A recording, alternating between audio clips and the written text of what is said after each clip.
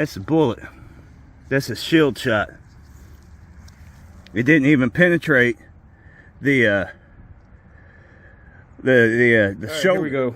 We're back. Got that bullet cleaned up, and this is what we were using today. Was Federal Fusion 300 blackout.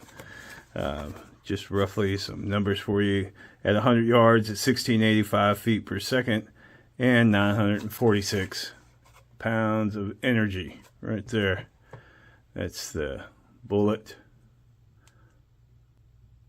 And this is what we got left out of it right there.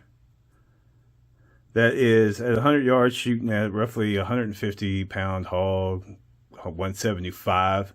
It barely went through the shield and into the shoulder.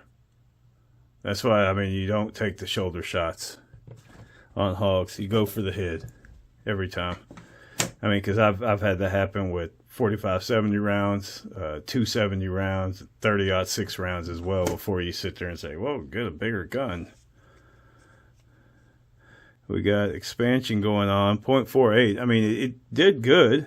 Trimmed up. Everything did proper the way it's supposed to. It's just that shield protects those hogs. Makes them, I mean, they're semi-bulletproof. On the larger hogs, it's about 300 pounds. And up, 250, 300, 350 pound hogs.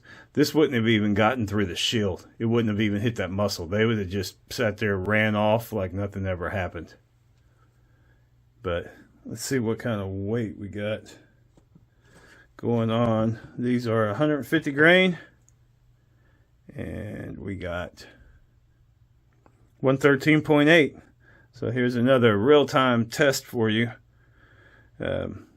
Ballistic test at 100 yards, roughly 300 blackout Federal Fusion. Right there, that's the expansion. And again, take those headshots instead of shooting in for the shoulder, because the shoulder is not even close to being guaranteed every time. So there you go, and thanks for watching.